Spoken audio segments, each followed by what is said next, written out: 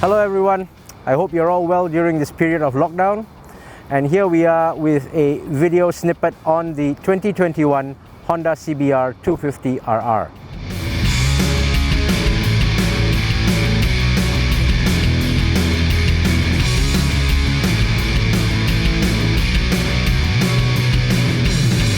Priced at 26,000 ringgit, Malaysian riders have been waiting quite a while for the 250RR to reach our shores. When launched in 2016, the CBR250RR was brought right up to date. It had LED DRLs, traction control, it had ride modes, it had ABS, even has a quick shifter. But Malaysia did not get this bike for 5 years until it was launched earlier this year. Now the big question everyone's gonna ask is, what is this bike like stacked up against the Yamaha R25, the current king of the Malaysian 250 sports bike market? Well, riding the CBR250RR around, we found a lot to like about it and not very much to dislike. Let's have a look at what's what on the CBR250RR. Starting from the front, we've got LED DRLs above LED headlights. Now, one difference from the first generation CBR250RR that was launched in 2016 is that the 2021 model comes with separate LED turn signals. In the first generation model, the LED DRLs did double duty as a DRL and a turn signal. Now, standard fitment is ABS, 2-channel, front and back, very good.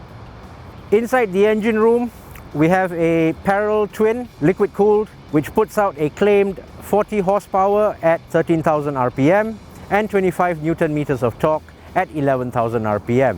We can tell you for a fact that those figures are a little bit optimistic, but make no mistake, the CBR250RR is a very strong bike.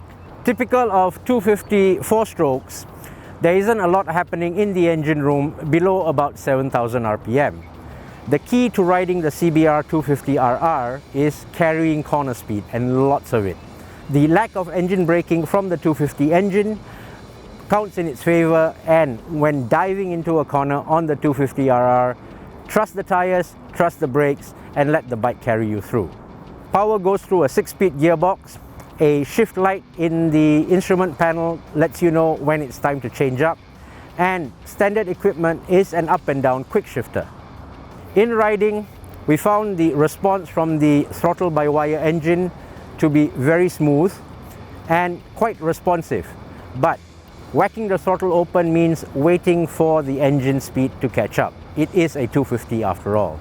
But once you've got everything going on the boil, you're in the right gear, at the right engine RPM, the CBR250RR will get up and go.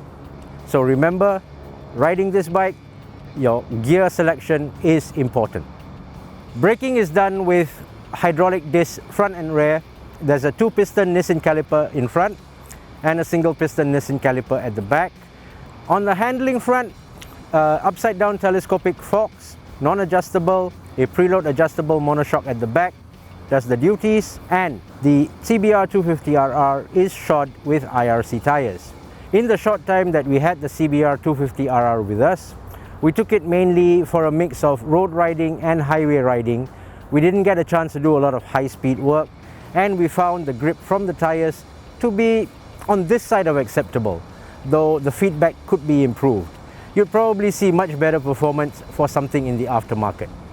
Styling-wise, Honda's design language is followed closely, notably the CBR1000RR Superbike. 14.5 liters of fuel is carried in the tank. Seating is a 2-step affair, as you can see, and seat height is set at 780 mm, which is very manageable for most riders. Inside the cockpit, a monochrome LCD panel does the duties. It's a white on black display. Riding the bike during daylight was not an issue. At night, the contrast could be a little improved upon. What is special about the CBR250RR is it comes with ride modes. There are 3: Comfort, Sport and Sport Plus. It has traction control. There is also a lap timer, standard equipment. Handling feel is very light and very precise.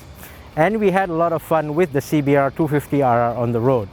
Changes of direction, The acceleration and the braking was very nice and a lot of fun. However, brake feel on the front from the Nissan caliper was a little bit lacking. You'd pull on the lever with 2 fingers and you didn't quite have an idea of how much brake feel you had. This is not helped by the IRC front tire. It could have done with a little bit more feedback, and we would suggest a change to something with a little more grip. Weighing 168 kg wet, the CBR250RR is light and easy to handle. We said it before, we'll say it again. This is a fun bike to ride.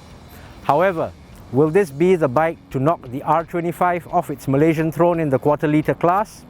We would have to say yes. Despite the 26,000 ringgit price tag, you do get a lot of equipment for the money. You've got the traction control, the ABS, the quick shifter, LED lighting, and a lap timer, which is perfect for the sporty rider. That's the video look at the 2021 Honda CBR250RR. You can read the full review on paultan.org bikes.